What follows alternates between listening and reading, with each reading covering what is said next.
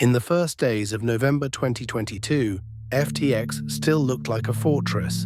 The name had been printed across arenas, placed into national advertising, repeated in venture decks, and installed in the minds of millions of crypto users as one of the safest doors into a dangerous market. To traders, it promised speed and liquidity.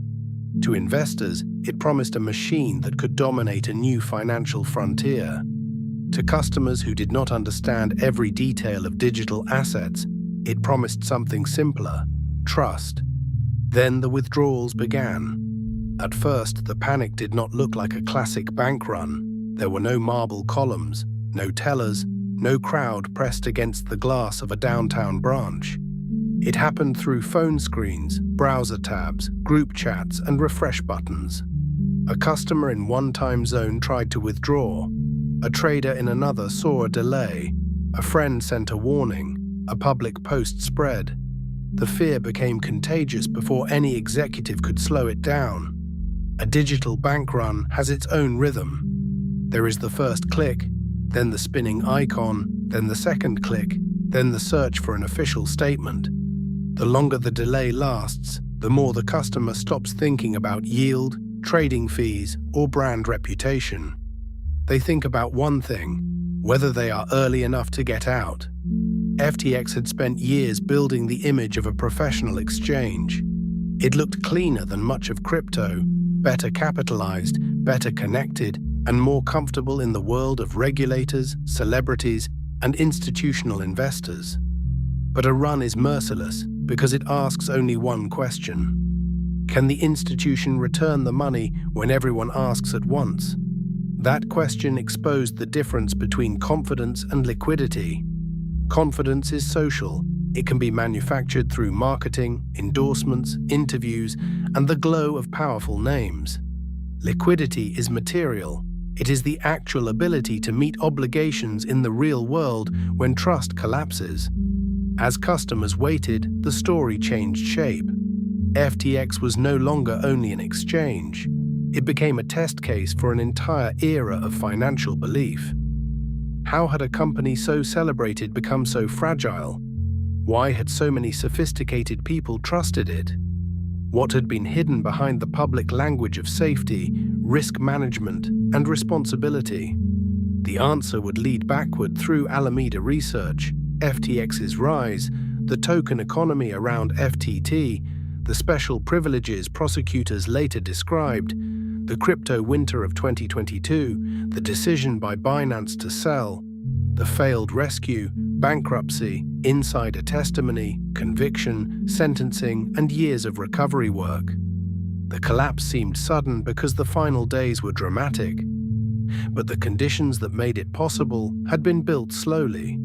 They were built through culture, incentives, blurred boundaries, and the belief that a fast-moving financial empire could outrun the old rules. This is the story of that empire, not only how it rose, not only how it fell, but how so many people came to believe that the numbers on a screen were safer than the structure beneath them. The speed of a modern run, the run on FTX matters because it showed how an old financial fear had been rebuilt for the phone screen age. In an earlier century, panic needed a crowd. Customers had to hear a rumor, leave their homes, stand in line, and physically demand cash from a teller. At FTX, panic traveled without a line forming anywhere. It moved through posts, screenshots, private chats, trading desks, and people refreshing withdrawal pages at midnight. The emotional sequence was still ancient. First doubt, then embarrassment for doubting, then fear of being last, then the decision to run before everyone else did. What changed was the speed. The institution did not have days to calm the crowd. It had hours, and every delayed withdrawal became another witness against it. Confidence versus custody. FTX had spent years cultivating the impression that confidence and custody were almost the same thing. A customer could see a polished interface, a balance number, a trade history, and an account page that behaved like a serious financial product. But a balance on an exchange is not the same as money in a segregated bank account. and confidence does not prove that the assets are waiting in the place customers believe they are waiting. The key drama of the collapse is that the public surface kept speaking the language of safety, while the hidden structure was already compromised. When withdrawals accelerated, the interface could still show numbers, but the machinery behind those numbers could not satisfy everyone. The first moral question. The first moral question of the story is not only whether customers lost money, it is how many layers of social proof persuaded them that they were safe. They saw investors with reputations to protect. They saw famous athletes and entertainers standing near the brand. They saw interviews in which Sam Bankman-Fried discussed policy and philanthropy with the calm of a person who expected to be taken seriously. Many customers did not believe they were taking a leap of faith. They believed the world around FTX had already done the checking for them. That assumption became one of the tragedy's central engines, because the signals of legitimacy became substitutes for proof. Why the ending starts at the beginning.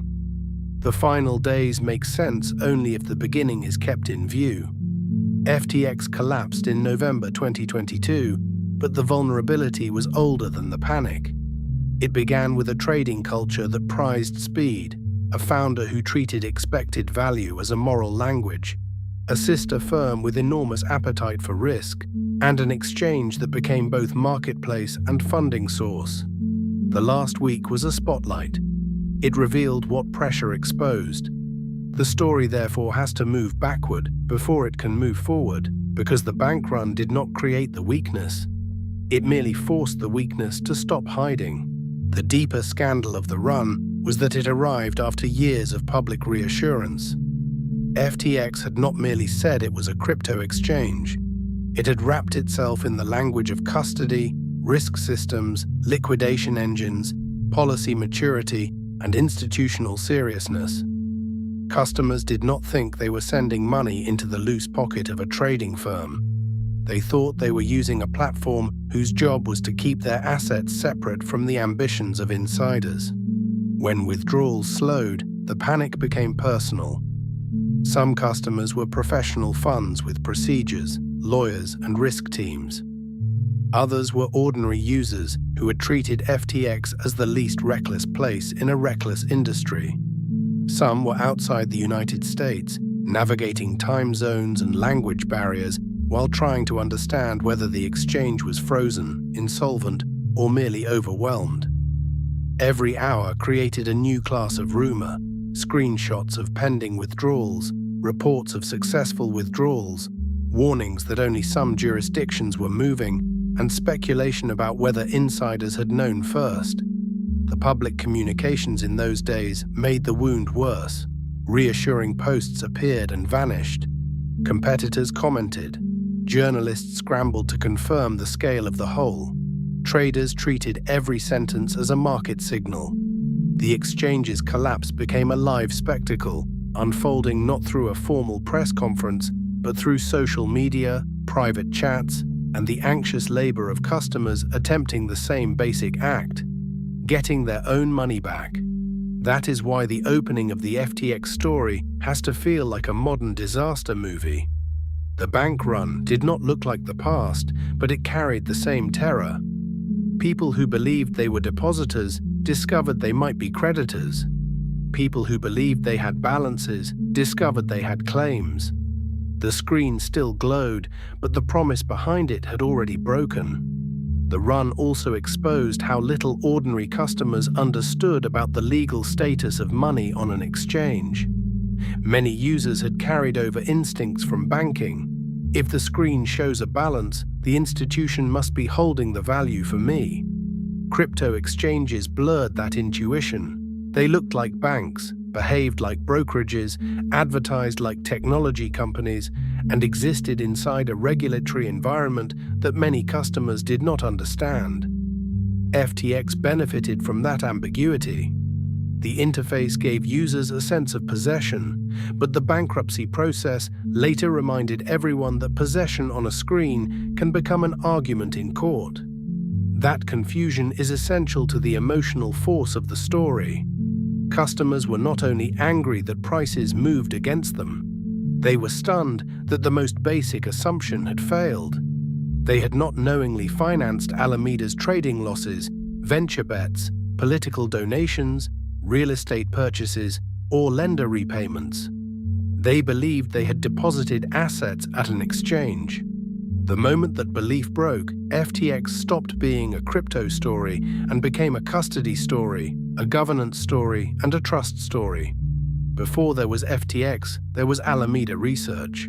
Sam Bankman-Fried had come out of elite math and trading circles, first through the world of effective altruism and quantitative thinking, then through Jane Street, where probabilities and expected value were not abstractions but tools of daily work. The trading mind is trained to look for mispriced risk. If a market is inefficient, speed and capital can turn that inefficiency into profit. Crypto in the middle of the 2010s looked like the perfect frontier for that mind. Bitcoin and other digital assets traded across exchanges that did not always agree with one another. Prices could diverge. Settlement could be clumsy. Banking rails could be fragile. Some exchanges were sophisticated, others were improvised. The market never slept, and in that endless motion, gaps appeared. The clean version of the Alameda dream was simple. Buy an asset where it was cheap. Sell it where it was expensive. Move quickly, repeat. The more chaotic the market, the greater the opportunity for a disciplined trader. But crypto's disorder was not only opportunity, it was also operational danger. A profitable trade on a spreadsheet could fail because a transfer took too long, a bank account froze, an exchange changed its rules, or a price moved violently before the position closed. The firm needed people who were comfortable with ambiguity, risk, and speed. Alameda developed in that environment.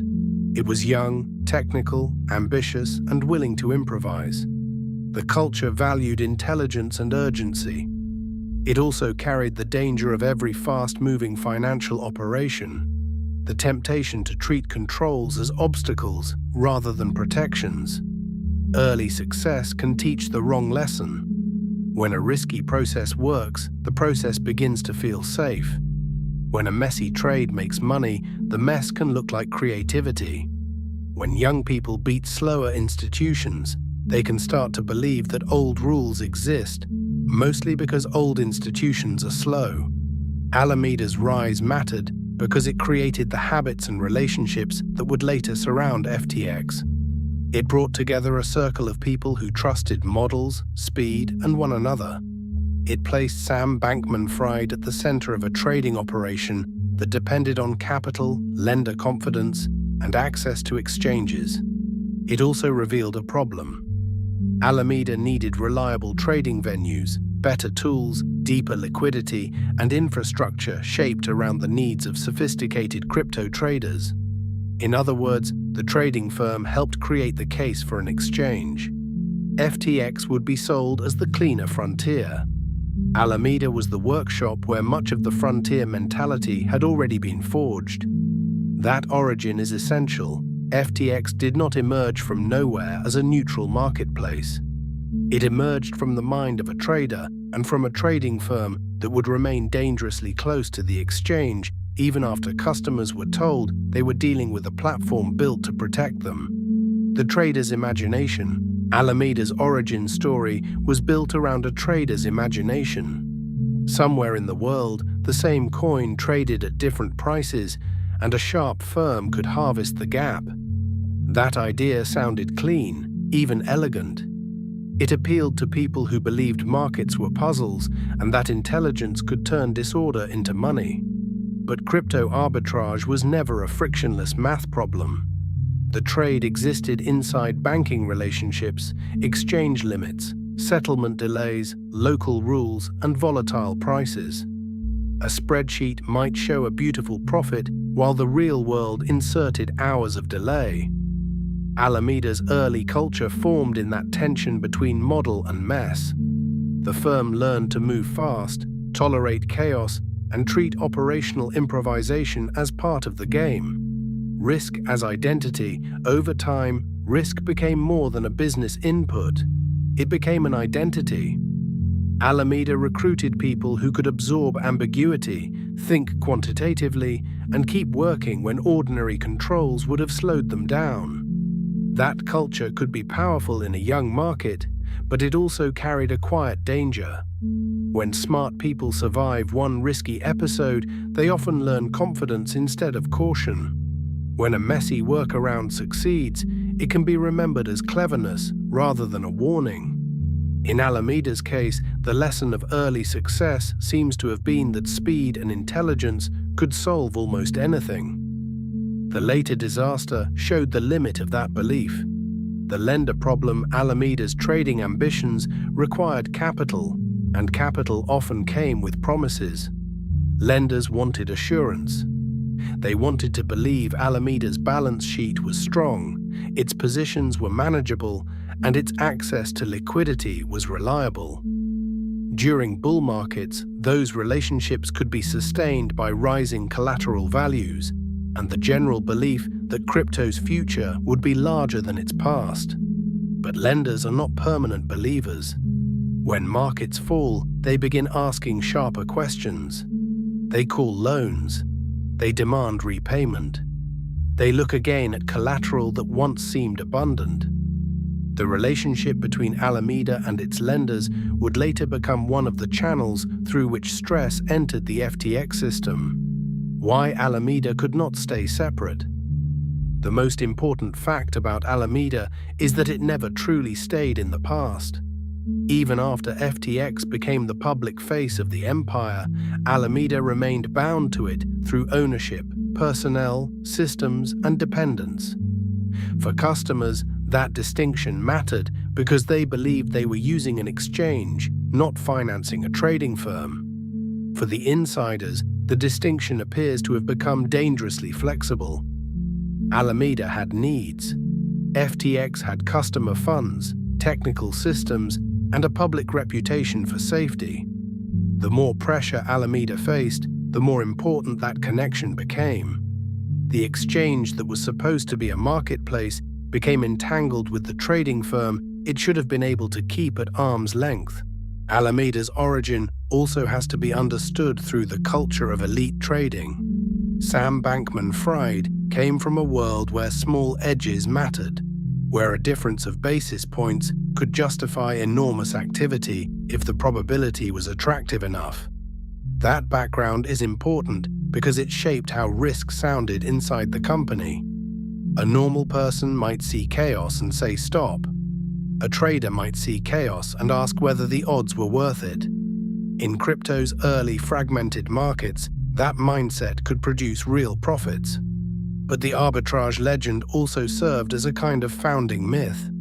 It made Alameda seem like the smart money in a market full of amateurs. The famous story of price gaps across borders, especially the so-called kimchi premium in South Korea and other international price differences, suggested that Alameda's edge came from discipline rather than danger. It implied that the firm had found rational opportunities in irrational markets. That story helped attract employees, lenders, and counterparties. The less romantic version was messier. Alameda needed accounts, bank access, exchange access, stable relationships with lenders, and constant operational improvisation. When a trade went wrong or funds got stuck, the firm had to find ways around the problem. That kind of improvisation can become addictive. It teaches a team that obstacles are puzzles, not boundaries. This is one of the roots of the later scandal. Alameda did not begin as a traditional hedge fund inside a mature control environment. It began as a fast-moving crypto trading shop whose advantage depended on navigating unfinished systems. When FTX later offered a more polished surface to customers, some of Alameda's habits traveled with it. Speed, informality, internal trust, and a willingness to treat problems as temporary if a model suggested the future would fix them. Alameda's early mythology also attracted people who wanted work to feel bigger than work. Effective altruism gave the trading project a moral frame: earn extraordinary amounts of money, then use that money to improve the world. For some young employees and supporters, that made the hours, pressure, and risk feel purposeful. They were not merely helping a trading firm make money. They were helping build a machine that might eventually fund pandemic prevention, global health, animal welfare, artificial intelligence safety, or other causes that sounded much larger than crypto. The problem was not charity itself. The problem was the way a future moral goal can soften present restraints. If the mission is large enough, ordinary caution may start to feel small. If expected value is treated as a universal language, then duties to specific people in the present can be rationalized away in the name of abstract good. Alameda was born in the space where math, money, ambition, and moral theory met. FTX later carried that mixture into the public square. FTX launched in 2019 with a pitch that sounded practical rather than mystical. It would be an exchange built by traders for traders. It would offer products that serious market participants wanted. It would move quickly, list new instruments, provide liquidity, and avoid the clumsy user experience that frustrated professionals on other platforms. The timing was powerful. Crypto was no longer tiny, but it was not yet mature. The market had enough money to be attractive and enough disorder to reward whoever could impose a cleaner structure. FTX positioned itself as that structure. Sam Bankman-Fried became the face of the company in a way that few founders do. He was not polished in the traditional corporate sense. His image was almost anti-Polish. Messy hair, casual clothes, a distracted manner, and a way of speaking that suggested he was calculating probabilities while everyone else performed certainty. That image became an asset. In a field full of hype, Sam appeared different. He talked about regulation. He talked about risk. He talked about effective altruism and the idea that making money could be justified if it was eventually given away. To outsiders tired of crypto slogans, he sounded like someone trying to bring seriousness to a reckless industry. The exchange grew quickly. Customers arrived. Volume grew. Investors noticed. The company built entities across jurisdictions. It operated internationally, while a separate US platform existed under tighter limits. The structure was complex, but complexity did not slow the story. If anything, it made the company seem more global, more sophisticated, more inevitable. FTX also benefited from a powerful psychological contrast. Other parts of crypto looked chaotic, ideological, or unserious. FTX looked like the part that could sit across from regulators and speak their language. Sam could testify before Congress, appear on panels, and discuss policy with a fluency that made him seem like the adult in the room. But the machine had a hidden dependency. FTX's public reputation depended on the belief that it was an exchange first, a place where customer funds were protected and where risk systems applied fairly. Alameda's existence complicated that picture. The trading firm was not a distant historical footnote. It was connected to FTX by founder, history, people, and incentives.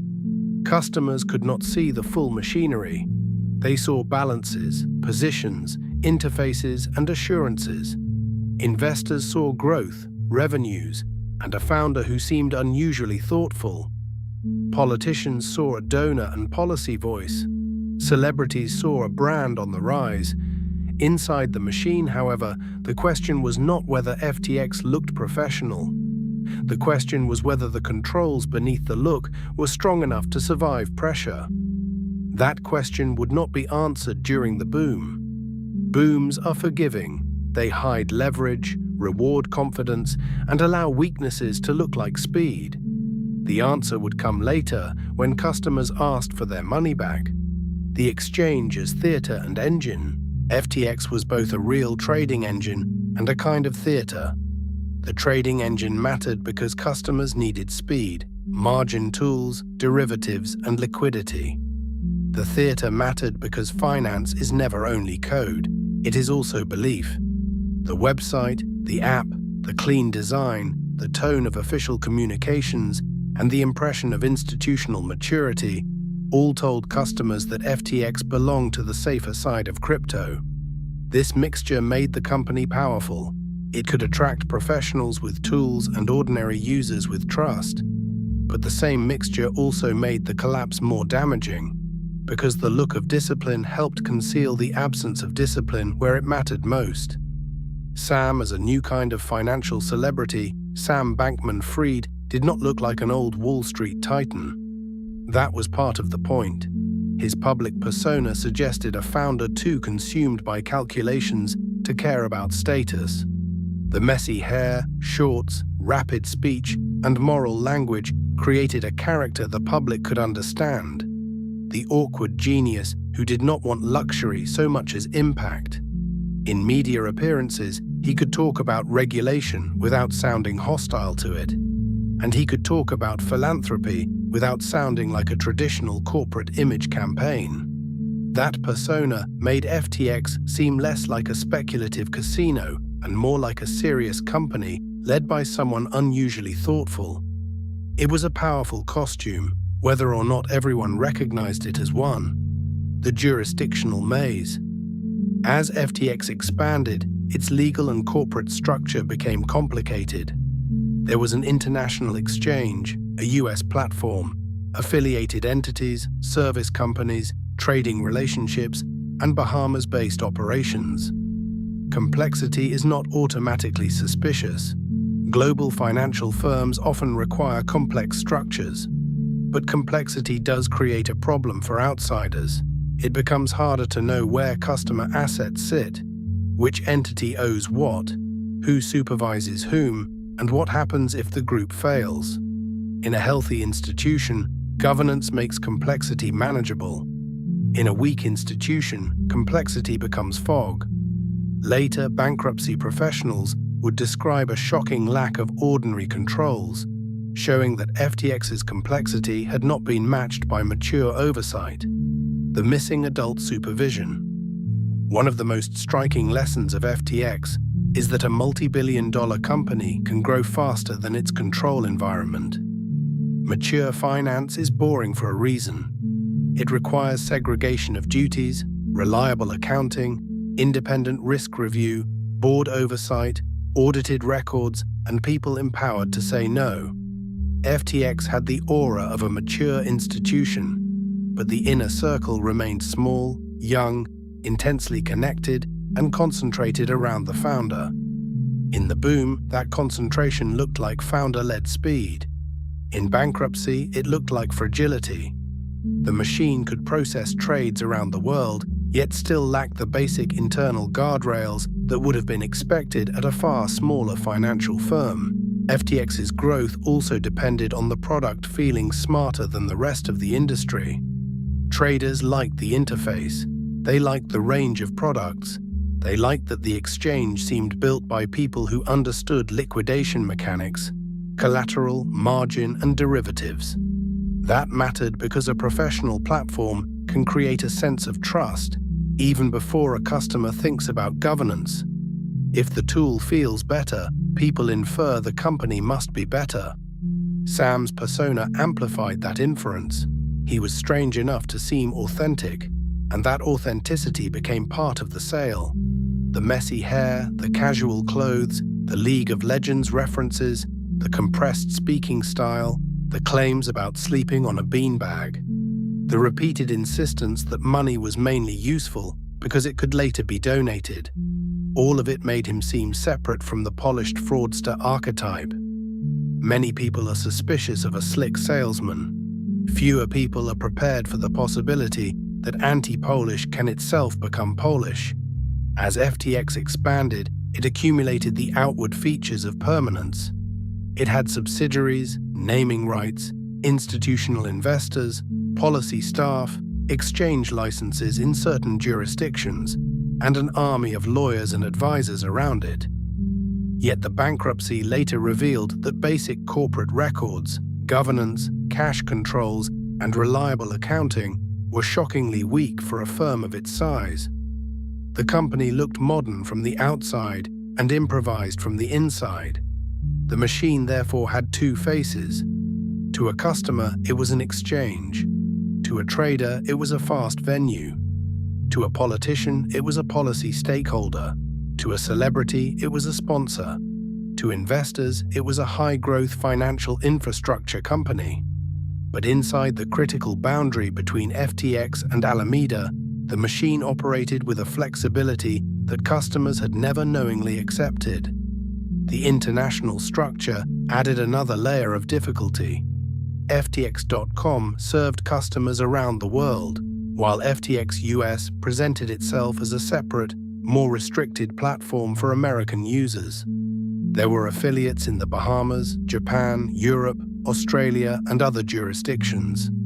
To the public, this made the company appear global and sophisticated. In collapse, it made the wreckage harder to untangle. Which entity owed which customer? Which regulator had authority? Which assets belonged to which estate? Which customers were inside which claims process? A mature financial institution can survive complexity if controls are stronger than the complexity itself. FTX grew complexity faster than control. The result was an empire whose legal map looked impressive from a distance and chaotic up close. That matters because opacity was not a side effect. It became part of the company's survival.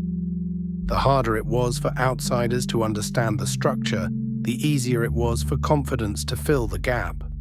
By 2021, FTX was no longer just a trading venue. It was an image machine. Its name appeared in sports, advertising, venture capital conversations, political circles, and mainstream media. The company did not merely want crypto traders to know it. It wanted the broader public to feel that FTX represented the safe and legitimate future of digital finance. The strategy worked because most people cannot personally audit a financial institution. They rely on signals. A respected investor becomes a signal. A celebrity endorsement becomes a signal. A sports arena becomes a signal. A Super Bowl advertisement becomes a signal. A founder appearing before lawmakers becomes a signal. FTX gathered those signals aggressively. The company raised money at extraordinary valuations.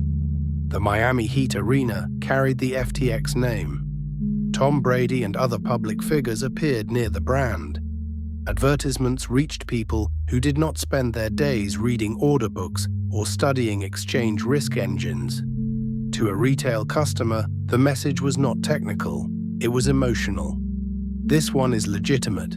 This one has been checked. This one is different. The danger is that legitimacy can be borrowed. A celebrity does not prove that customer assets are segregated. A venture investment does not prove that risk controls are enforced equally. A naming rights deal does not prove that a balance sheet is healthy.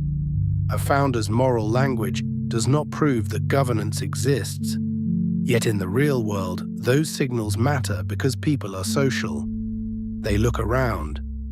If sophisticated investors are in, if athletes are in, if politicians take meetings, if journalists keep inviting the founder back, then many customers assume someone else must have done the diligence. Sam Bankman-Fried's public image was central to this effect. He was presented not as a flashy crypto promoter, but as a strange and brilliant utilitarian. He said he wanted to give money away. He seemed indifferent to luxury, even while the empire around him accumulated wealth, access, and influence. That image softened suspicion. If a billionaire says he is motivated by charity, the public may lower its guard. If he looks awkward rather than slick, people may assume he is less manipulative. If he speaks in probabilities, he can sound honest even when the structure around him is opaque. This does not mean every believer was foolish. Many intelligent people were persuaded by the same set of signals. That is what makes the story important. FTX exploited not only ignorance, but trust habits common across modern finance. The image machine made FTX feel inspected, even when crucial parts of the company remained hidden. It made customers comfortable placing money on a platform whose internal relationship with Alameda they could not evaluate. It made the company's success look like proof of safety. And when the crisis came, the same image machine that had lifted FTX made the fall feel almost impossible to understand. Borrowed legitimacy. The image machine worked because legitimacy can be borrowed before it is earned. A naming rights deal borrowed the credibility of sports. Celebrity campaigns borrowed the comfort of familiar faces. Venture investments borrowed the authority of elite capital. Political donations and policy conversations borrowed the seriousness of public life. Each signal did a small piece of work. Together, they formed a wall of reassurance around the brand. The problem was that none of those signals answered the essential questions. Were customer funds protected? Did Alameda have special access? Could the exchange survive a shock? The public saw symbols of safety, but symbols are not safeguards. Why smart people missed it? The FTX story is not powerful because only naive people were fooled. It is powerful because sophisticated people also accepted the story. That matters because modern finance depends on layers of delegated trust. A customer trusts a brand because investors trusted it. An investor trusts a founder because other investors are present. A journalist trusts access because policymakers take meetings. Each actor assumes another actor must have checked the dangerous parts. The chain can become circular. Everyone sees everyone else standing near the company, and the crowd itself becomes evidence. FTX shows how social proof can harden into financial reality until the moment liquidity tests it. The effective altruism shield. Effective altruism added another layer to Sam's public image. The idea that he wanted to make money in order to give it away changed how some people interpreted his ambition. Enormous wealth could be framed not as greed, but as a tool for future good. That framing did not cause the fraud, but it mattered to the story because it changed the emotional weather around the founder. Risk-taking could sound philosophical, scale could sound moral, political influence could sound like policy engagement. The collapse forced a harder question. What happens when a person uses the language of doing good while operating a structure that can harm ordinary customers? A brand bigger than its controls. By the peak, the FTX brand had grown larger than the company's internal reality. The public story was global, disciplined, and almost inevitable. The internal reality, later described in courtrooms and bankruptcy filings, was a concentration of power, poor documentation, and a dangerous relationship with Alameda. That gap is the heart of the image machine chapter. It is not enough for a financial company to seem reputable. Reputation must rest on systems that remain true when no camera is present, no celebrity is smiling, and no investor deck is being shown. FTX's tragedy is that the public costume grew while the internal controls lagged behind. The celebrity chapter deserves special attention because it was not ornamental. It was infrastructure for trust. The public saw Tom Brady and Gisele Bündchen associated with the company. They saw Stephen Curry in the orbit. They saw Naomi Osaka, Shohei Ohtani, Trevor Lawrence, Shaquille O'Neal, Kevin O'Leary, and Larry David connected through campaigns, partnerships, or promotions. The exact legal responsibilities of each celebrity would later become contested, but the marketing effect was obvious. FTX bought familiarity. The Larry David Super Bowl commercial was especially revealing. The joke was that Larry had been wrong about great inventions before, and viewers should not miss the next big thing. Skepticism itself was turned into a sales tool. If you hesitated, maybe you were the fool who doubted the wheel, electricity, or democracy. For a speculative financial platform, that message was powerful because it converted doubt into fear of missing out. The sports deals did similar work. The Miami Arena naming rights placed FTX into a civic landscape. Baseball umpire patches put the name into the ritual of American sport. Formula One and other high-gloss sponsorships connected the company to speed, wealth, and global sophistication. None of these things proved solvency, but they made FTX feel checked, welcomed, and inevitable. The backlash after the collapse showed how deeply those signals had mattered. Customers asked how so many famous people, investors, journalists, and policymakers had stood near a company that was allegedly misusing customer funds. The answer was uncomfortable. Most of them had not seen the machinery. They had seen the same signals everyone else saw, and some had helped multiply them. The venture capital layer deserves the same scrutiny as the celebrity layer. Blue-chip investors did not merely provide money. They provided permission for others to believe. When elite firms invested at enormous valuations, customers and smaller investors assumed serious diligence had been performed. Even people who never read a venture memo absorbed the signal. If the smartest money in technology was willing to stand near FTX, then surely the exchange had been inspected. After the collapse, that assumption looked painfully weak. Venture investors had been dazzled by growth, founder mythology, market share, and the possibility that FTX could become the dominant financial gateway to crypto. Some later marked their investments to zero, but the damage from their participation had already spread beyond their own portfolios. Their names had helped build the trust atmosphere. In modern finance, reputation is not passive. When a respected investor funds a company, that reputation travels into the market. The core of the FTX story lies in the hidden relationship between the exchange and Alameda Research. Publicly, the companies were often described as separate. FTX was the exchange. Alameda was the trading firm. That separation mattered because exchanges are supposed to be neutral marketplaces. Customers deposit assets with the expectation that the platform will safeguard them, not secretly lend them to an affiliated trading operation. Prosecutors and regulators later described something very different.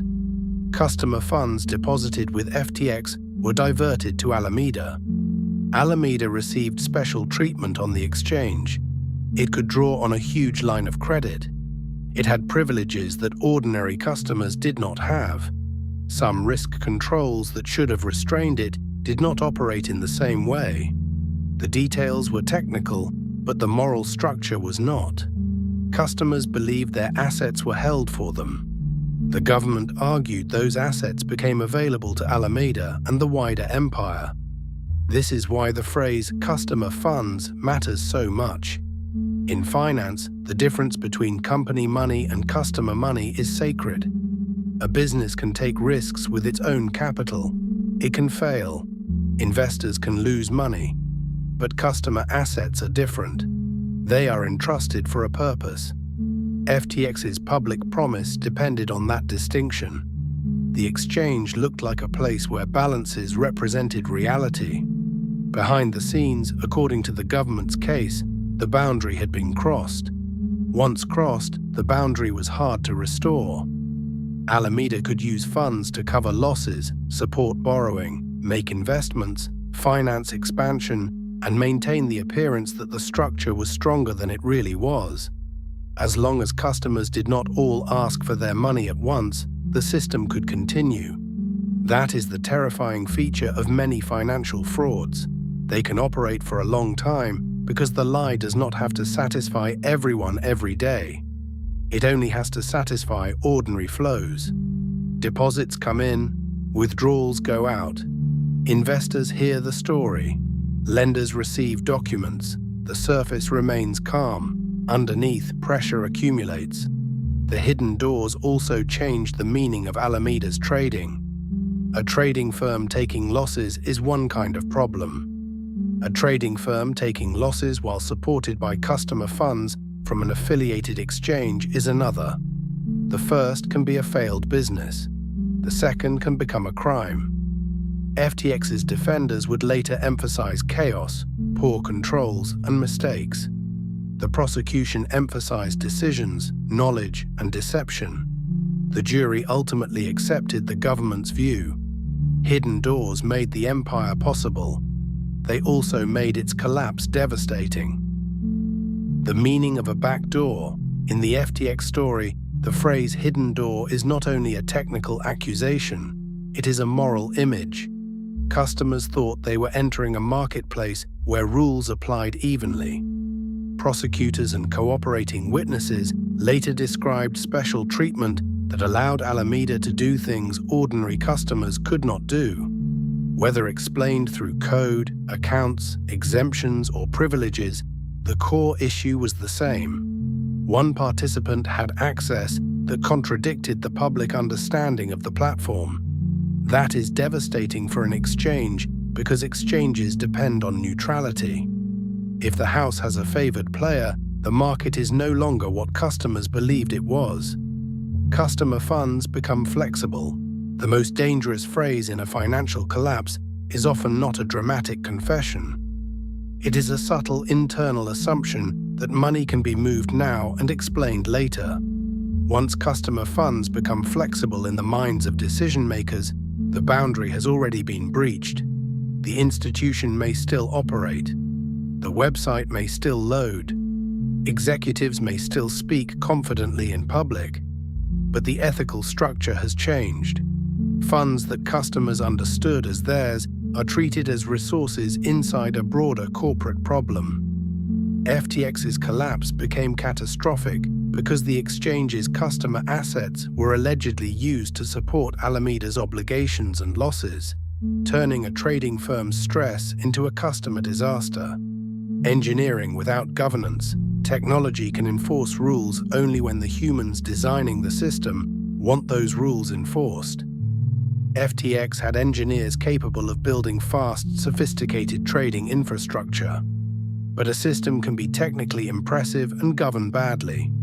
If the code allows exceptions for insiders, if accounting cannot keep up with reality, if leadership can override boundaries, then technology becomes a tool of concentration rather than protection.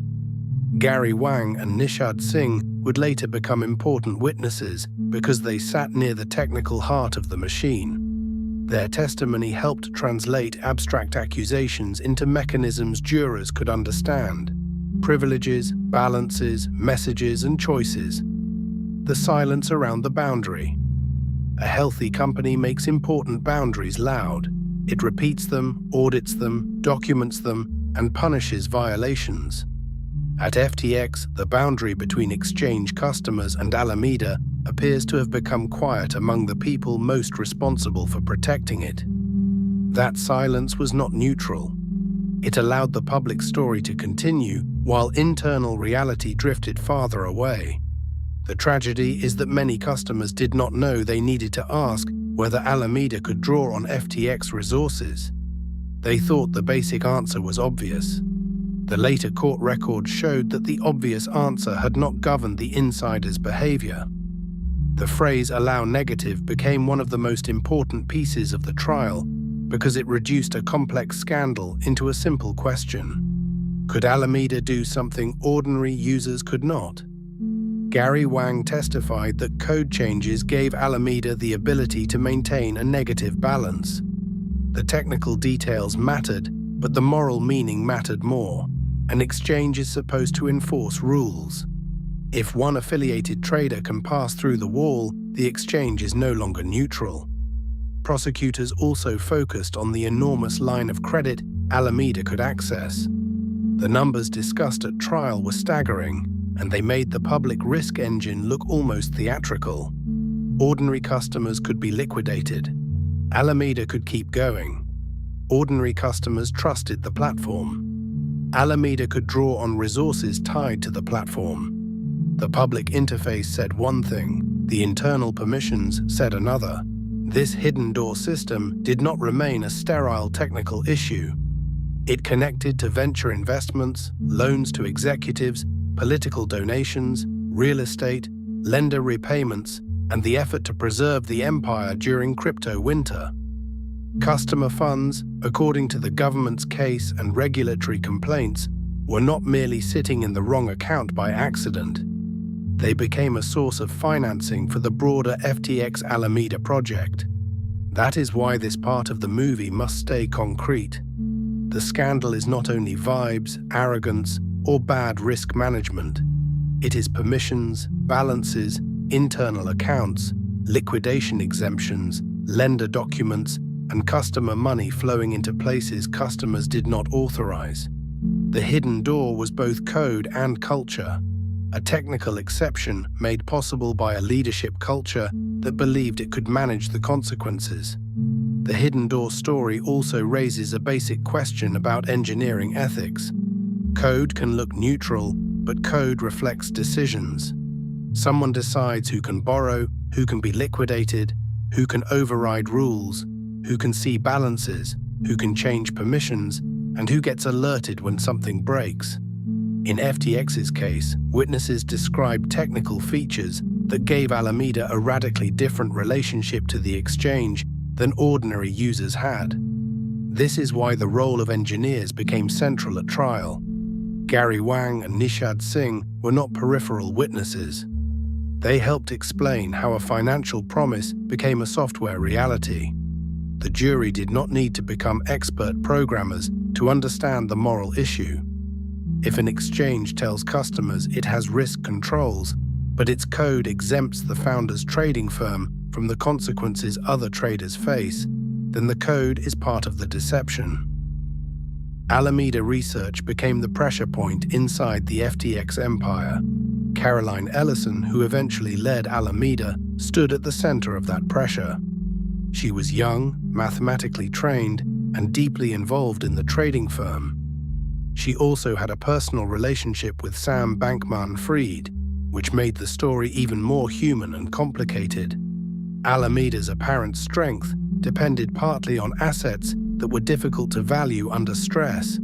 Most important was FTT, the token created by FTX. In a rising market, a token can look like wealth. It has a quoted price. It appears on a balance sheet. It can be posted as collateral. It can support borrowing. But tokens tied closely to the confidence in one company carry a special danger. If confidence in the company falls, the token may fall at exactly the moment the balance sheet needs support. The asset that looked like a cushion can become a source of panic.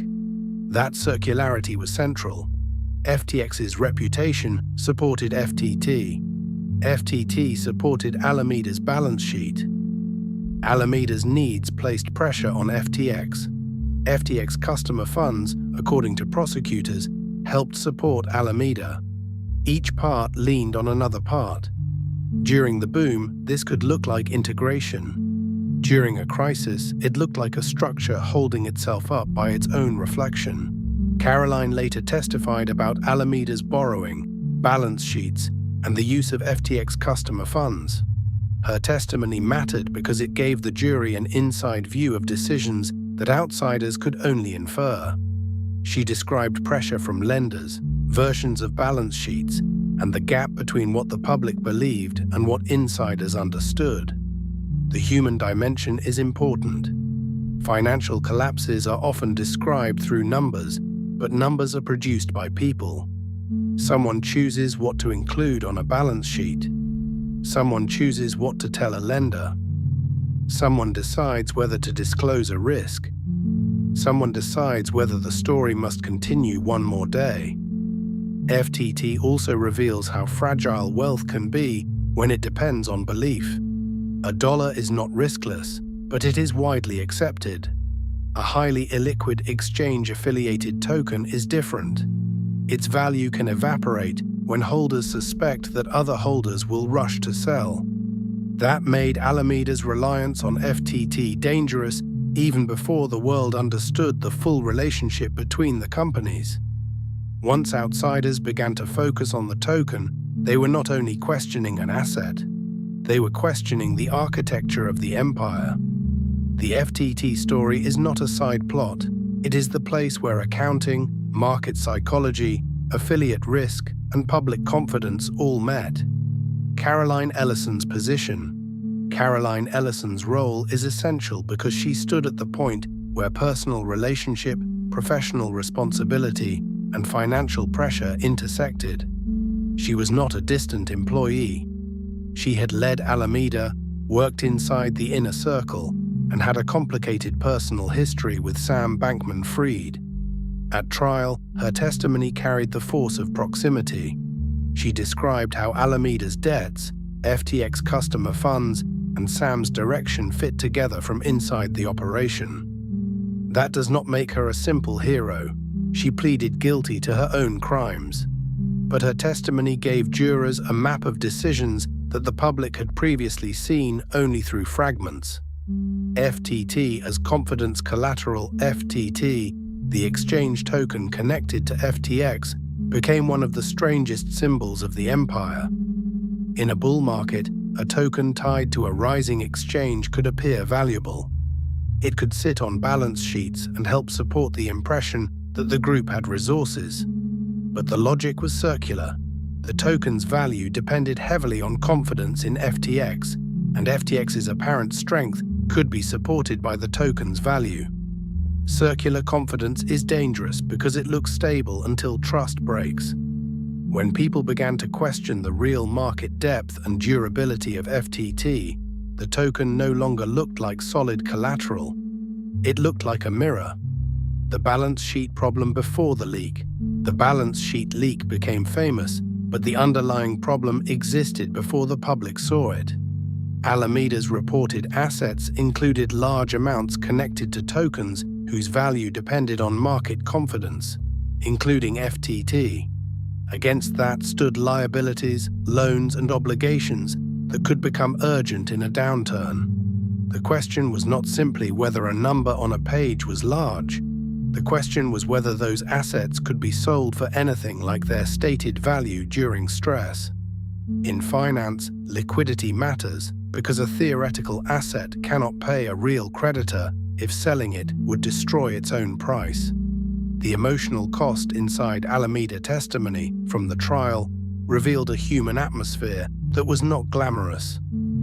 Insiders described anxiety, secrecy, and the strain of knowing that the numbers did not match the public image. Ellison said the collapse brought a feeling of relief because the fear of exposure had become overwhelming. That detail matters because fraud is not only a balance sheet event, it is also a psychological environment. People inside a failing structure may keep working, keep messaging, keep making calculations, and keep hoping for rescue while the moral weight grows heavier. By the time the public learns the truth, insiders may have been living with it for months. Caroline Ellison's testimony gave the collapse an unusually intimate texture. She was not describing a distant fraud from the outside.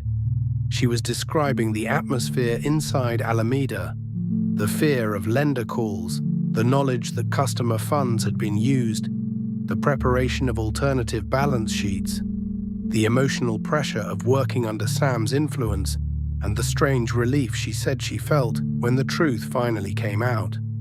The balance sheet drama around FTT was one of the clearest examples of circular confidence. FTT was valuable because FTX was trusted. Alameda's balance sheet looked stronger because it held FTT. FTX looked stronger because Alameda appeared to have assets. But if confidence in FTX fell, FTT could fall. If FTT fell, Alameda looked weaker. If Alameda looked weaker, the market would question FTX. The asset and the institution were leaning on each other. Trial evidence and reporting also brought out the human mess around the leadership circle.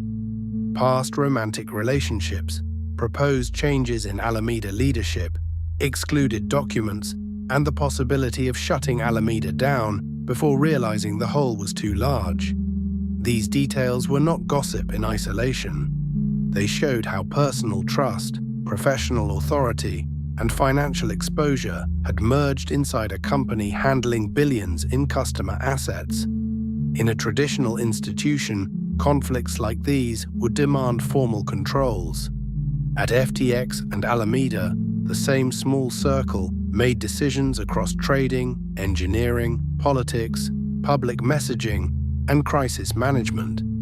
The result was a company where the personal and the systemic could not be separated. When the balance sheet cracked, the relationships cracked with it. FTT was not just a token, it was a confidence instrument.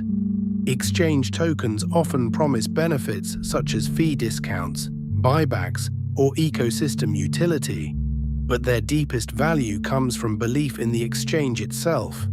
When that belief is strong, the token can appear to be a real asset. When the belief weakens, liquidity can vanish. Alameda's reliance on FTT therefore created a dangerous illusion. A balance sheet could look large while depending on an asset that could not be sold at scale without damaging the very confidence that supported it. The lender-facing balance sheets made this more than an internal problem. When lenders asked questions, Alameda needed to present a picture of solvency. Trial testimony about alternative balance sheets showed how numbers could be arranged to manage perception. That is the old language of financial fraud inside a new market. Not just losing money, but shaping documents so outsiders keep lending, waiting, and believing. In 2022, the broader crypto market began to break. Terra and Luna collapsed. Three Arrows Capital failed. Celsius and Voyager fell. Lenders wanted repayment. Asset prices dropped. The easy confidence of the boom gave way to questions about leverage, liquidity, and whether the market had mistaken rising prices for real strength. FTX appeared to survive better than others. That appearance was crucial. While competitors struggled, Sam Bankman-Fried stepped forward as a rescuer. FTX and related entities explored or extended support for distressed firms. The public saw a young billionaire moving through the wreckage with a checkbook. The image was powerful because it inverted the usual crisis story. Instead of being threatened by the downturn, FTX looked like the company strong enough to buy the damage. Instead of running from crypto winter, Sam seemed to be managing it. But the rescuer myth carried danger if FTX and Alameda were already strained. In a crisis, every rescue has two meanings. It can show strength. It can also consume strength. The public may see generosity or strategy, while insiders see liquidity pressure and hidden exposure. If customer funds were supporting the empire, then each act of rescue made the contradiction sharper. The market did not yet know what bankruptcy would later reveal. It did not know the full state of FTX's records, controls, or Alameda exposure. Customers could see the brand, the interviews, the deals, and the confidence. They could not inspect the reservoir beneath. Crypto winter mattered because it tested every company that had grown during the boom. Rising markets forgive weak controls. Falling markets punish them. In the boom, tokens can be collateral, venture bets can look brilliant, and lenders can roll forward. In winter, lenders ask for money, customers ask for withdrawals, and illiquid assets become suspect. FTX's public strength became part of its vulnerability. The stronger the rescuer image looked, the more shocking any weakness would be. When the market later learned that Alameda's balance sheet leaned heavily on FTT, the rescuer story suddenly looked less like proof of health and more like a mask. The lesson is broader than crypto. Financial history is full of institutions that look strongest right before they fail. Their confidence is loud because doubt would be fatal. Their leaders reassure because reassurance buys time. Their public image grows grander as their private flexibility shrinks. In 2022, FTX looked like one of the last strong hands in crypto. The reality was far more fragile. When the tide went out, the crypto winter of 2022 changed the physics of the story. During the boom, rising prices made almost every aggressive decision easier to defend. Collateral looked healthy. Investors were abundant. lending relationships felt renewable. But when prices fell, the system became less forgiving. Lenders wanted money back, token values weakened, confidence became more expensive to maintain. This is when the old Warren Buffett line about the tide going out became painfully relevant. The fall in crypto prices did not by itself create FTX's alleged misconduct, but it removed the rising market cover that had made dangerous practices easier to survive. The rescuer pose, Sam Bankman-Fried, tried to occupy the role of crypto rescuer during the downturn. While other firms faltered, FTX and Alameda appeared to be sources of capital and stability. Publicly, that posture strengthened his reputation. He was not only a founder, he was the person who could save parts of the industry from itself. But the rescuer pose contained a cruel irony. If the rescuing institution is itself damaged, every rescue becomes part of the illusion. The public sees strength while the internal strain grows. FTX's willingness to appear as a backstop helped deepen the belief that it was safer than the firms around it. Political access and public trust. During this same period, Sam's political presence grew. He donated heavily, spoke about regulation, and positioned himself as someone who could help design a future framework for crypto. To some observers, this made him look responsible. To critics, it made him look like a founder trying to shape rules around his own business. Either way, the access mattered. It placed FTX closer to the mainstream than many crypto companies had ever been. For ordinary viewers watching from the outside, political seriousness became another trust signal. The fall would later make that signal look not like proof of safety, but part of the camouflage. The cost of maintaining the myths are expensive to maintain when reality turns against them. The more FTX appeared as a stable rescuer, the more damaging it would be to admit weakness. Public confidence had to be preserved because confidence was part of the company's capital structure. If customers, lenders, investors, and rivals all believed FTX was strong, the empire had time. If they stopped believing, time disappeared.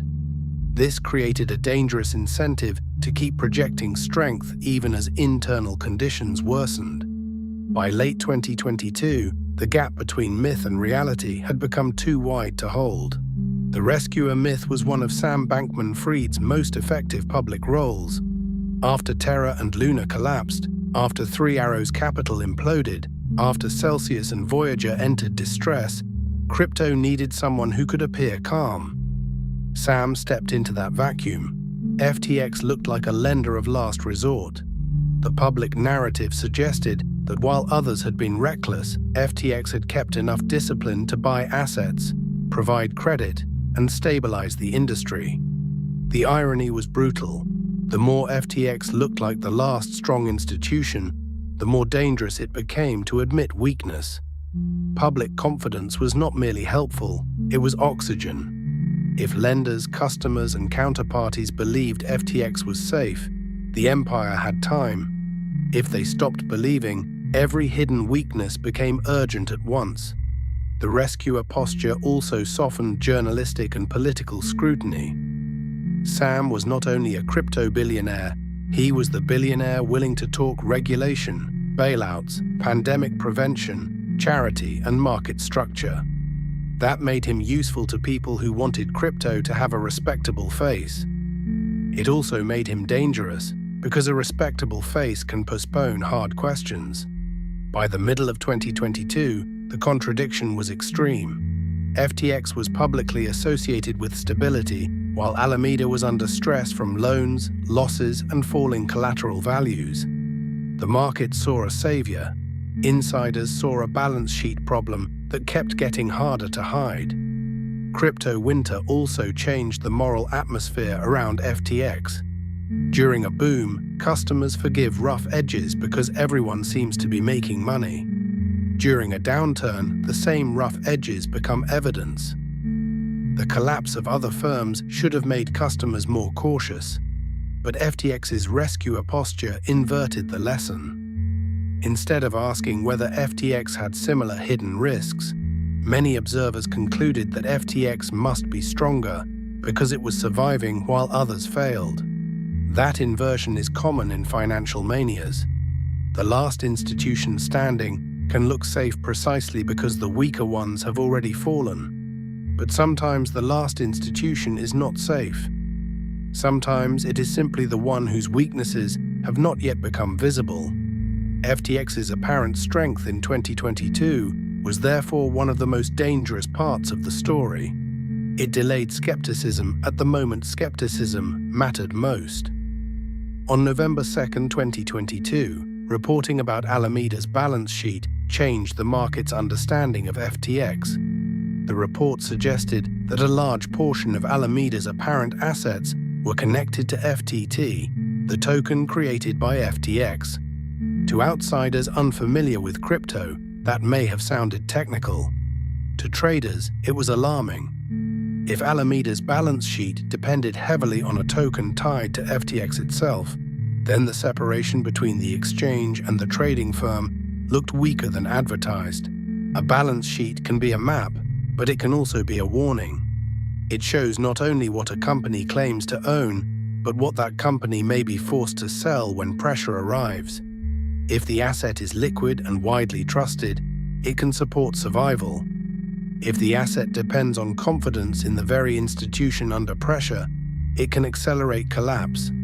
Caroline Ellison attempted to calm the market by offering to buy Binance's FTT at $22. Sam Bankman-Fried also tried to reassure customers, saying FTX was fine and assets were fine. But reassurance has a short life when customers believe they may be trapped. Changpeng Zhao, the head of Binance, then made the pressure unmistakable. Binance held FTT from an earlier exit from its FTX investment. Zhao announced that Binance would sell its remaining FTT holdings, framing the decision as risk management. The market heard something more dramatic. Binance did not want the token. In crypto, public statements can move faster than bank wires. Traders sold, customers withdrew. The FTT price came under pressure. What had begun as concern about Alameda's balance sheet became a direct test of FTX's liquidity. This is how confidence breaks, not always through a full explanation, but through a cascade of signals. A balance sheet raises concern, a rival sells, a token drops, a founder reassures. Customers wonder why reassurance is needed.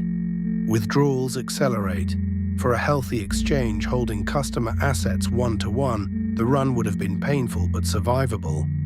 For FTX, it exposed the hole. Sam sought rescue.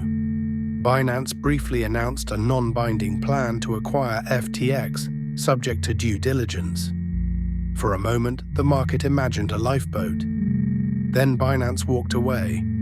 That decision was devastating because it acted like a verdict before the courts ever spoke. The rival that might have saved FTX had looked inside and decided the risk was too great. The company that had recently been valued at $32 billion was suddenly too damaged to buy.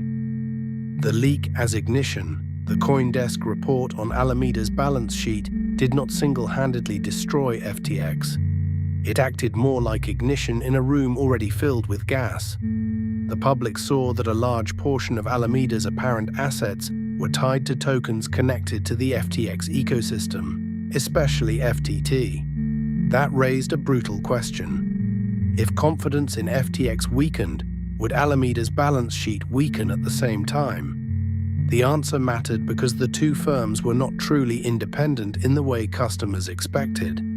The leak made the hidden circularity visible enough for the market to react. Binance applies pressure.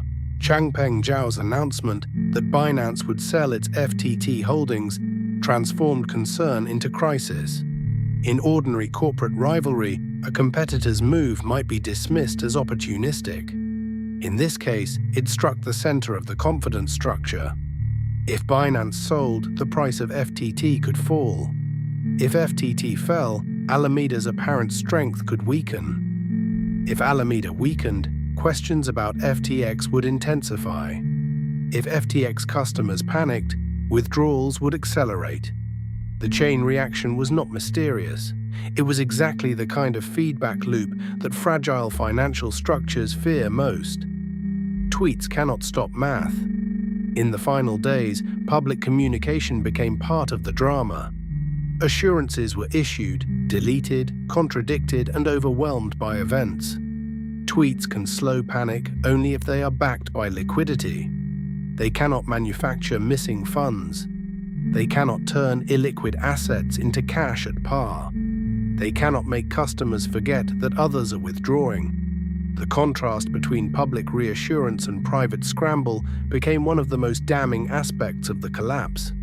At trial, jurors heard testimony about internal awareness of the whole, while the outside world still received confidence.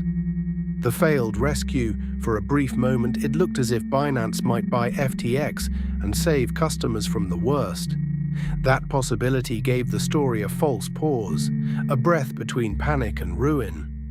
But due diligence moved quickly, and the rescue fell apart. Binance walked away, citing problems beyond its ability or willingness to absorb. When the deal collapsed, the market understood that the situation was not a liquidity inconvenience, it was a deep structural failure. The door that seemed to offer escape closed almost as soon as it opened, and FTX's remaining confidence drained away. The final week contained the rhythm of a thriller because every public action changed private incentives. CoinDesk's report on Alameda's balance sheet made FTT impossible to ignore. Caroline Ellison's public offer to buy Binance's FTT at $22 was intended to project control, but it also confirmed how important that price level had become. Changpeng Zhao's decision to sell Binance's FTT position made the pressure global. Twitter became a battlefield. Sam posted reassurances that FTX was fine. Rival executives and analysts passed every word. Traders watched the FTT price. Customers watched withdrawal times. Journalists chased the whole. The market did not wait for audited statements or a formal insolvency process. It conducted its own test in real time by trying to leave. The attempted Binance rescue created a final illusion of escape. For a few hours, it seemed possible that a larger exchange would absorb the damage. But the non-binding deal depended on due diligence, and due diligence quickly revealed that the problem was beyond what Binance would accept. When Binance walked away, the last public backstop disappeared. This sequence is important because it shows that FTX did not fail only from external attack. Binance's move exposed fragility. It did not invent it. A solvent, properly segregated exchange should survive a competitor selling a token. FTX could not, because the token, Alameda, and customer confidence were intertwined in ways the public had not been allowed to understand. The Binance relationship had a long history. Binance had been an early investor in FTX, then exited with a large position that included FTT. That history made CZ's move more than a random competitor's attack. It was a former backer signaling that it no longer wanted exposure to the token at the center of FTX's confidence system. The market understood the symbolism immediately. The final week also showed the limits of private rescue in a public panic. If Binance had moved quickly enough, if the hole had been smaller, if regulators had been comfortable, if due diligence had not revealed catastrophic issues, perhaps the story might have paused. But every condition had to align under extreme time pressure. Instead, the rescue process confirmed what customers feared. FTX did not need a bridge loan. It needed a reality that no longer existed. On November 11, 2022, FTX filed for bankruptcy. Sam Bankman-Fried resigned. John J. Ray III took control. Ray had experience with Enron, one of the most infamous corporate collapses in American history. His early assessment of FTX was extraordinary. He described a failure of corporate controls unlike anything he had seen in his career. Bankruptcy stripped away the mythology. It replaced founder interviews, celebrity advertising, and valuation headlines with claim schedules, entity charts, asset recovery, missing records, and hard questions about who owned what. The corporate structure was sprawling. More than 100 affiliated entities sat inside the bankruptcy. Records were incomplete. Governance was weak. Decision-making had been concentrated. Customers who thought they had balances on an exchange became creditors in a legal process. This is one of the cruelest transformations in finance. A balance that once looked liquid becomes a claim. A customer becomes a creditor. A platform becomes an estate. A withdrawal button becomes a court-supervised distribution process that can take years. The bankruptcy also changed how the public interpreted everything that came before. The Bahamas lifestyle, luxury real estate, political donations, venture investments, naming rights, celebrity endorsements, and elite investor confidence all looked different once customer funds were missing. John J. Ray's task was not to explain the myth. It was to recover assets, preserve records, pursue claims, and impose order on a wreckage field. The process required lawyers, accountants, forensic specialists, advisors, and time. For customers, that time was painful. Many had believed FTX was safer than self-custody or smaller exchanges. Some were sophisticated traders, others were ordinary people who trusted the brand. The bankruptcy made them wait while professionals reconstructed the remains. The filing also opened the way for criminal and civil accountability. Regulators and prosecutors had already been moving. The bankruptcy gave the world a clearer view of the damage. FTX's fall was no longer a liquidity crisis. It was a corporate catastrophe, a legal case, and a warning about what happens when a financial company scales faster than its controls. John J. Ray III enters. The arrival of John J. Ray III as chief executive marked the transition from founder narrative to bankruptcy reality.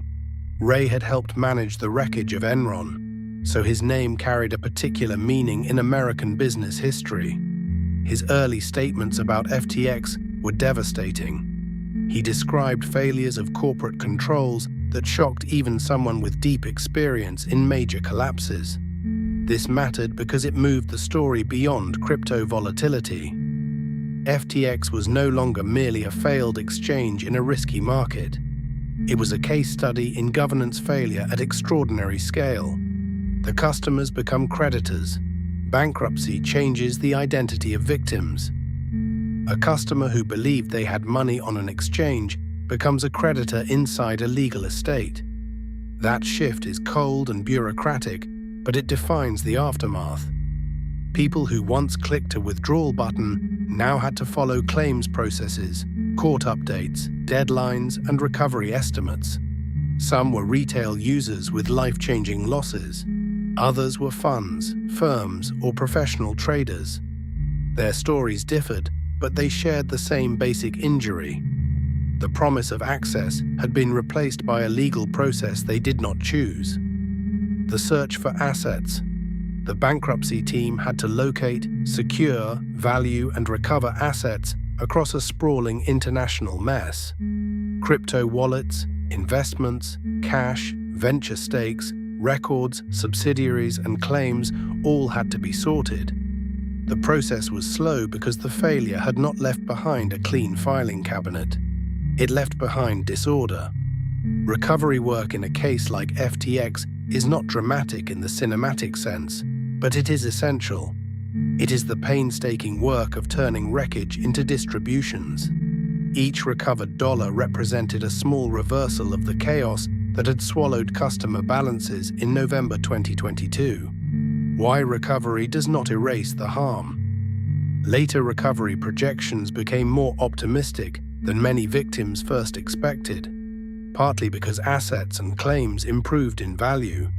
But recovery does not erase the harm. Customers lost access when they needed it. Some sold claims early at discounts. Some faced tax, business, or personal consequences. Some watched crypto prices rise while their assets were trapped in bankruptcy. Even if a creditor receives a strong payout later, the original breach remains. The moral injury was the loss of control, the discovery that funds believed to be available had become part of someone else's failure. Bankruptcy turned the scandal from a market event into an archaeological dig. John J. Ray III entered with a reputation forged in the Enron aftermath, and even he described FTX's controls as extraordinary in their failure.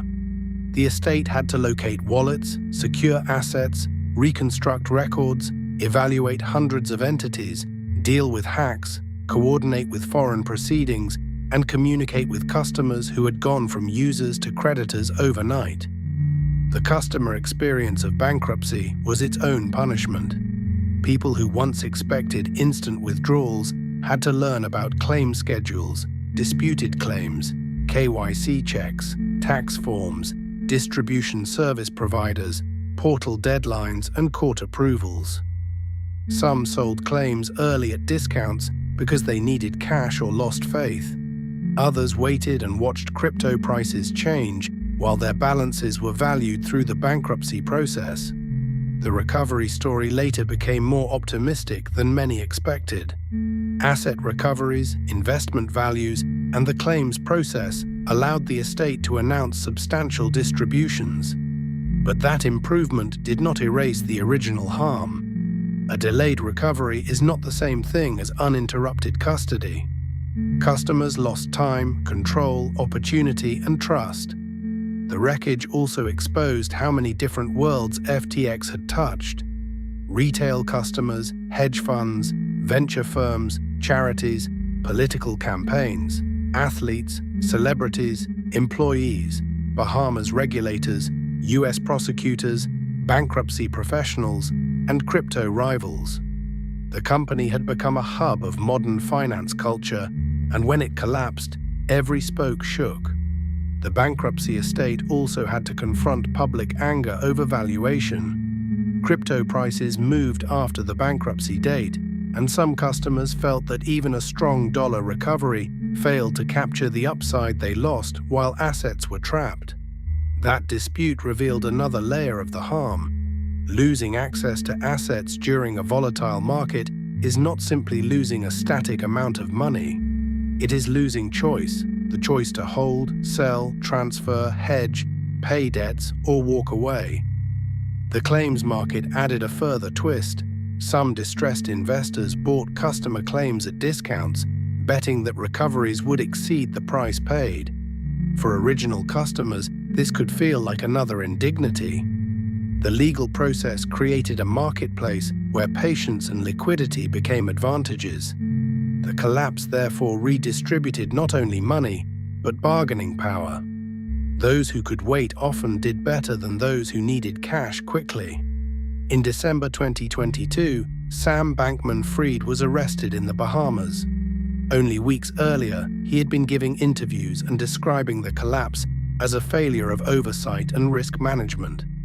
Now he faced federal charges in the United States. The government's theory was direct. This was not merely a business failure, it was fraud. The indictment and related civil complaints cut through crypto vocabulary. Tokens, wallets, margin engines, and exchange structures mattered.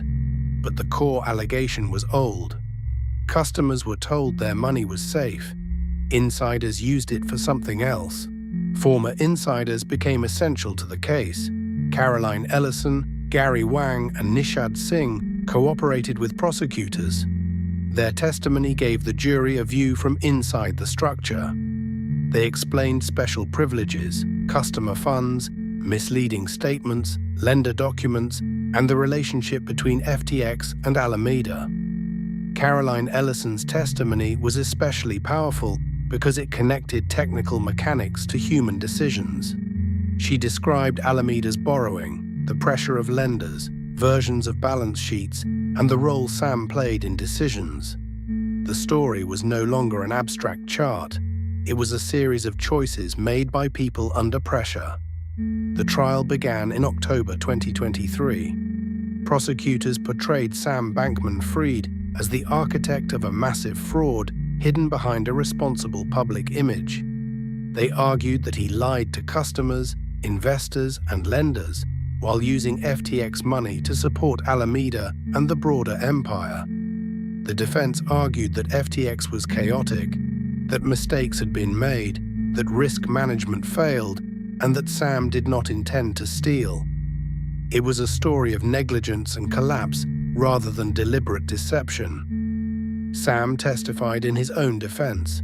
That decision put the founder, who had spent years explaining himself in public, directly before a jury under oath. The courtroom is less forgiving than a podcast. Questions are narrower, answers are tested, documents are shown. Former colleagues testify. On November 2, 2023, the jury found him guilty on 7 counts of fraud and conspiracy. The date carried a strange symmetry. Exactly 1 year after the reporting that helped trigger the collapse.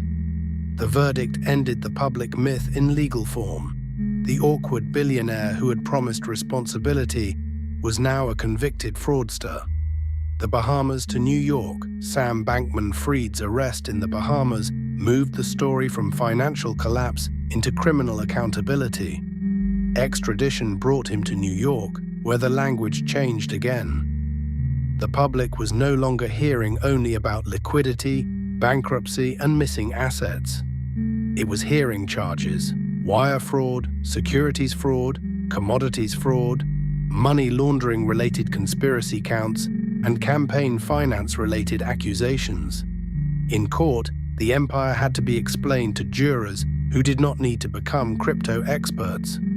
Prosecutors had to turn technical complexity into a human story about money, trust, lies, and intent. The inner circle flips. The prosecution's case became powerful because the inner circle did not stay silent. Caroline Ellison, Gary Wang, and Nishad Singh pleaded guilty and agreed to cooperate. Their testimony mattered because they could explain what outsiders could not see. Wang could discuss technical privileges. Singh could discuss engineering, spending, and the emotional breakdown of the final period. Ellison could describe Alameda's balance sheets, lender concerns, and Sam's alleged directions. Cooperating witnesses always come with credibility questions because they hope for leniency, but they also bring details that documents alone cannot supply. The defense story. The defense did not argue that FTX had been well run. It argued that failure was not the same as theft. Sam Bankman-Fried's side portrayed the collapse as a catastrophe born of mistakes, market pressure, poor risk management, and reliance on others, especially Alameda's leadership. That distinction mattered because criminal fraud requires more than bad management. It requires deception and intent. The trial therefore turned on whether jurors believed Sam had knowingly misused customer funds and lied about the company's condition, or whether he had been an overwhelmed founder inside a collapsing market. Sam takes the stand. Sam's decision to testify was one of the trial's central dramatic moments. A defendant taking the stand can humanize himself, but it also exposes him to cross-examination. He admitted mistakes, but denied stealing. Prosecutors pressed him on statements, internal knowledge, and the distance between public assurances and private reality. The courtroom version of Sam was different from the media-era founder. He was no longer controlling the pace of an interview or explaining policy on friendly terms. He was answering under oath, in a room where ambiguity could be treated as evasion. The criminal case worked because the government did not have to rely only on abstract blockchain analysis or hostile outsiders. It had insiders. Caroline Ellison, Gary Wang, Nishad Singh, and others brought the jury inside the machine. They described meetings, code, spreadsheets, signal messages, lender documents, political donations, and conversations about the whole. Adam Yedidia's testimony added another kind of intimacy, the former friend who had lived near the center and resigned after learning enough to understand the moral danger. The trial became not only a case about money, but about a social world that had closed ranks around a founder until the facts became impossible to contain. Sam's defense tried to draw a line between failure and fraud. Bad management, bad risk controls, collapsing markets, and misplaced trust in Alameda leadership were not the same as criminal intent. That argument had force in theory because businesses can fail without crimes. But the jury heard evidence that customer funds were used, that public statements were false, that special privileges existed, and that insiders had understood the problem before customers did. When Sam testified, the trial's center of gravity shifted again. The public had seen him in interviews and congressional rooms, but cross-examination is a different arena. The jury watched him answer under oath, pressed on memory, documents, public statements, and the distance between his image and the company's reality. The founder persona that had once attracted trust became evidence to be judged. The trial also became a study in narrative control. Before the arrest, Sam had given interviews, joined audio conversations, posted long explanations, and tried to frame the collapse as a tragic failure of risk management. Those public explanations mattered because they were an attempt to preserve the possibility that he had been careless rather than criminal. In court, prosecutors attacked that framing with witnesses, documents, code, and the sequence of decisions leading up to the collapse. Cross-examination turned the earlier media strategy against him. Statements that once sounded thoughtful in podcasts or interviews could be compared against internal messages and spreadsheets. The same verbal style that had once made him seem candid could sound evasive under pressure. The courtroom stripped away the startup mythology and forced the story into yes or no questions. What did you know? When did you know it? What did customers hear? And where did the money go? On March 28, 2024, Sam Bankman-Fried was sentenced to 25 years in prison. The United States Attorney's Office said he had orchestrated multiple fraudulent schemes, misappropriated billions of dollars of customer funds deposited with FTX, defrauded investors in FTX of more than $1.7 billion, and defrauded Alameda lenders of more than $1.3 billion. The court also ordered more than $11 billion in forfeiture. A sentence gives a criminal case a formal ending, but it does not end the damage. Customers do not recover lost time because a defendant goes to prison. They do not recover trust because a judge announces a term of years. The emotional experience of being locked out of funds, wondering whether savings are gone, and waiting through a legal process remains. The bankruptcy estate continued its work. Assets were recovered, claims were evaluated, settlements were pursued, markets changed. Some recoveries became far better than many customers feared in the first days of collapse. But the process was still complicated. By 2026, the FTX Recovery Trust was continuing distributions under the confirmed Chapter 11 plan. Public distribution announcements described payment dates, record dates, service providers, eligible classes, and requirements that claimants needed to complete before receiving funds. In July 2026, FTX announced a fifth distribution of approximately $900 million to eligible creditors. That recovery work matters because it shows the long tail of collapse. The public remembers the run, the arrest, the trial, and the sentence. Creditors live through portals, deadlines, identity checks, disputed claims, tax forms, payment processors, and years of uncertainty. It also complicates the public memory. Some creditors may recover far more than expected. That does not make the collapse harmless.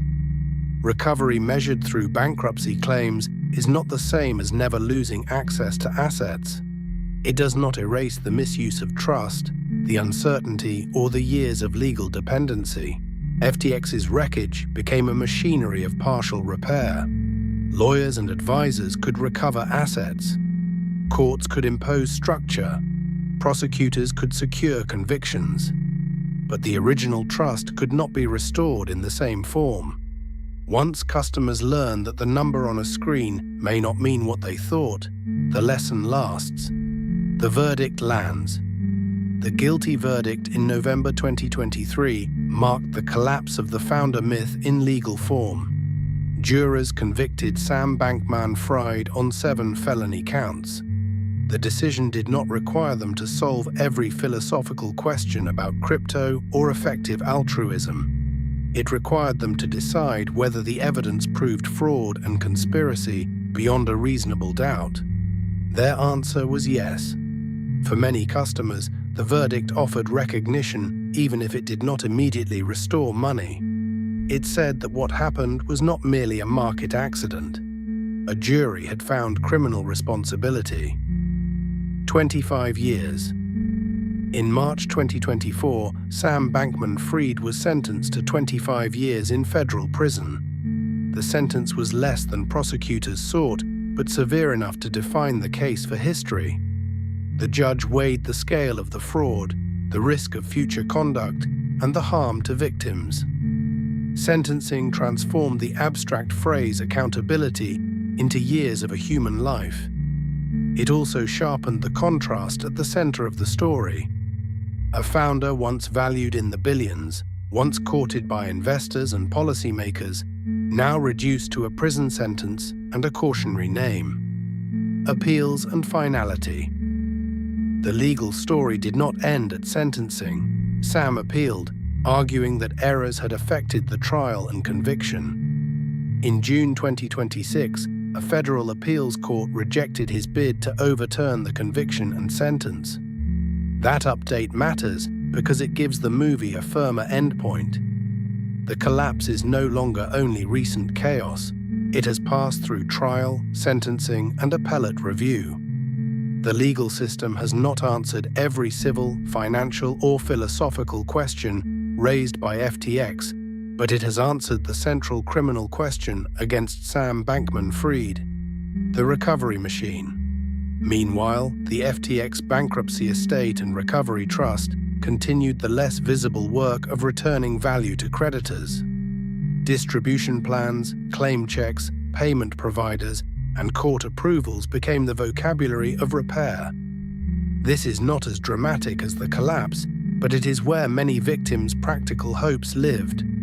The recovery process also complicated the public understanding of loss because projected payouts improved over time. Still, strong recoveries do not retroactively make the collapse harmless.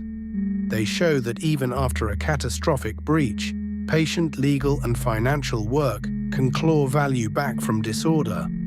The 25-year sentence fixed the case in business history. It did not satisfy everyone. Some victims wanted more. Some observers thought the sentence excessive compared with other financial crimes. But the sentence made clear that the court viewed the misconduct as massive, deliberate, and socially dangerous. The young billionaire who had once been treated as crypto's responsible face became a federal prisoner. The forfeiture and restitution questions added another layer. Courts and regulators had to measure harm in a case where asset values changed, bankruptcy recoveries improved, and customers had different kinds of claims. The CFTC's monetary relief order, SEC actions against cooperating insiders, and bankruptcy distributions all became part of the larger repair process. FTX's endgame was not one courtroom. It was a network of criminal, civil, regulatory, and bankruptcy proceedings. By 2026, recovery updates showed that the estate continued distributing billions to eligible creditors through providers and claim processes. That made the story more complicated than a simple total loss narrative. Some customers recovered meaningful value. Some still faced disputed claims, jurisdictional complications, or the lingering consequences of having assets trapped at the worst possible moment. The appeal update matters because it marks legal finality. Sam Bankman-Fried challenged the conviction and sentence, but the judgment was affirmed. The story that began with a brand selling trust ended with the legal system confirming that the founders' conduct crossed from failed leadership into criminal fraud. The cooperating witnesses faced their own consequences.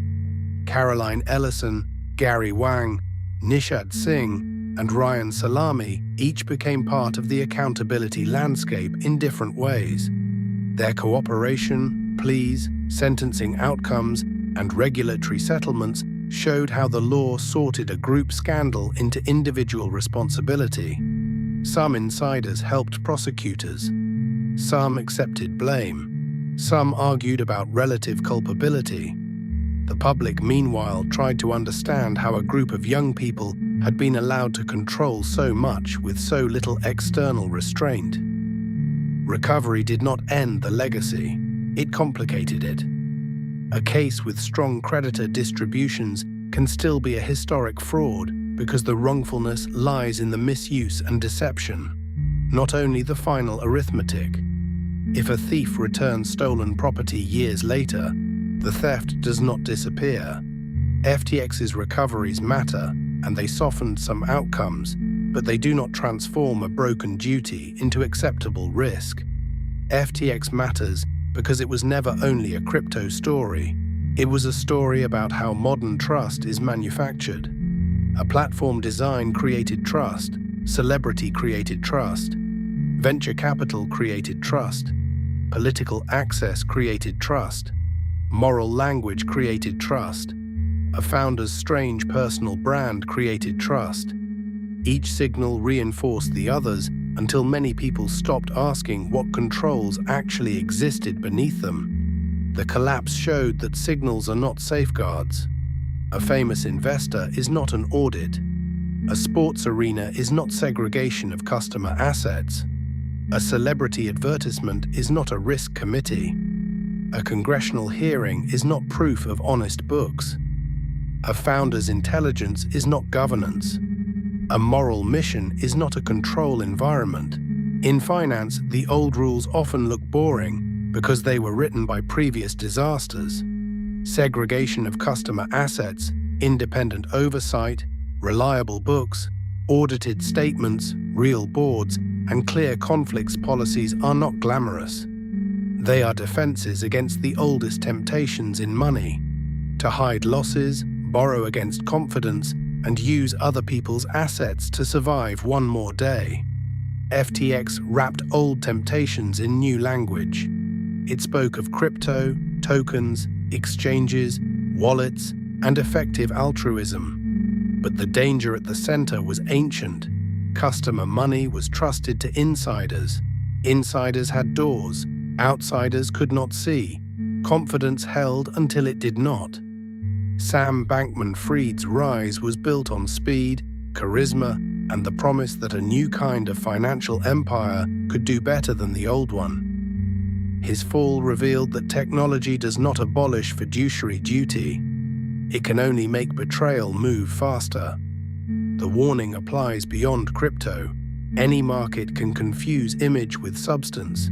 Any founder can become a symbol larger than the company. Any institution can benefit when customers assume someone else has checked the hard parts. Any boom can make weak controls look efficient. That is why the final lesson is simple. Trust is not a vibe.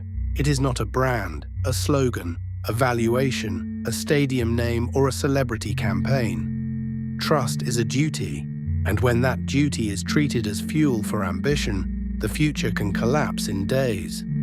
The old lesson inside new technology FTX was a crypto story, but its deepest lesson is older than crypto. New technology can change the surface of finance without changing the moral duties underneath it. A customer balance is still a promise. Custody is still custody.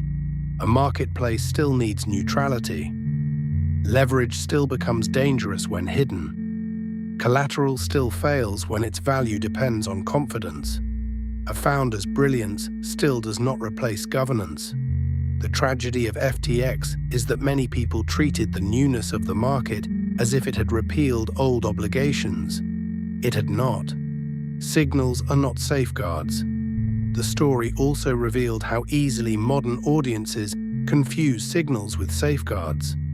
A famous investor is a signal. A celebrity advertisement is a signal. A political donation is a signal. A founder's moral vocabulary is a signal. A beautiful interface is a signal. None of those things is the same as audited controls, segregated assets, honest accounting, independent oversight, and the ability to meet withdrawals under stress. This distinction should outlive the particular details of FTX. The next financial mania will have different branding, but it will ask the same question. Are people trusting proof, or are they trusting the performance of proof? The danger of moral math. Sam Bankman-Fried's public philosophy made the story more disturbing because it suggested that ambition could be wrapped in moral math. If a person believes future good can justify present risk, the boundary between boldness and rationalization can become thin. The law does not permit customer funds to become chips in someone else's expected value calculation. Trust cannot depend on a founder's private theory of the greater good. The FTX collapse is therefore not only a warning about crypto, it is a warning about any environment where intelligence, moral language, and concentrated power combine without hard external limits. The final image. The final image of FTX is not one person alone. It is a network of customers, employees, lenders, politicians, investors, lawyers, engineers, and viewers who all learned something about trust at different costs. Some lost money, some lost careers, some lost reputations, some lost freedom. The company that promised to make crypto safer instead became one of the clearest warnings in modern financial history. Trust is not a vibe. It is not a haircut, a slogan, a stadium name, or a friendly interview. Trust is a duty, and when that duty fails, the wreckage can take years to measure. FTX revealed that modern finance can manufacture trust faster than it can build foundations. A company can rent a stadium name before it has mature governance. It can buy Super Bowl airtime before it has reliable accounting. It can sit with policymakers before it has segregated customer assets. It can speak the language of doing good while treating present duties as obstacles to future plans. The lesson is not that every crypto project is fraud, or that every celebrity endorsement is malicious, or that every young founder is dangerous. The lesson is sharper. In a world of fast money and faster media, trust signals can outrun verification. The crowd can believe because famous people believe. Famous people can believe because investors believe. Investors can believe because other investors believe. Journalists can believe because regulators are listening. Regulators can listen because the company seems too important to ignore. That circular trust resembles the circular collateral at the heart of FTX. Each piece supports the next until pressure arrives. Then the question becomes simple. What is actually there? The final legacy of FTX is therefore not only about Sam Bankman-Fried. It is about the systems that made him plausible. It is about an industry desperate for legitimacy, investors hungry for frontier growth, celebrities willing to sell reassurance, politicians willing to take meetings and money, and customers asked to trust a machine whose internal wiring they could not see. Trust is not a vibe, it is a duty. FTX failed because the vibe became louder than the duty. The story also left a warning for every future channel of online finance. Interfaces will keep getting smoother. Founders will keep learning how to perform authenticity. Influencers and celebrities will keep standing near financial products they may not understand. Investors will keep using reputation as currency. Regulators will keep racing behind technical change. Customers will keep looking for simple signals in complicated markets. FTX's legacy is that those signals are not enough. The question is not whether a founder seems brilliant, whether a brand seems mainstream, whether a commercial is funny. whether a stadium name feels permanent, whether a token has a market price, or whether a venture investor has joined the round. The question is whether the duties underneath the surface are real. Are customer assets protected? Are conflicts controlled? Are books accurate? Can the institution survive everyone asking for their money back? FTX answered those questions only after it was too late. It also changed the way the public remembers crypto's great boom. Before FTX, skeptics could point to volatility, speculation, hacks, and meme coins. After FTX, they could point to something more familiar and more damaging: a centralized financial institution that looked trustworthy while allegedly misusing customer money. That made the scandal legible to people who had never understood blockchains. They did not need to understand tokens to understand a missing balance. They did not need to understand derivatives to understand that customer assets should not finance an affiliated trading firm's losses. The story also changed the reputational cost of crypto sponsorships. A celebrity could no longer assume that attaching a famous face to a financial platform was harmless marketing. A sports organization could no longer treat exchange money as ordinary advertising revenue without imagining the headlines if the platform failed. A venture investor could no longer pretend that reputation moved in only one direction. When respected names help a risky company look safe, their reputations become part of the product customers are buying. FTX also left a lesson for founders who use moral ambition as part of their public identity. Wanting to do good in the future does not excuse breaking duties in the present.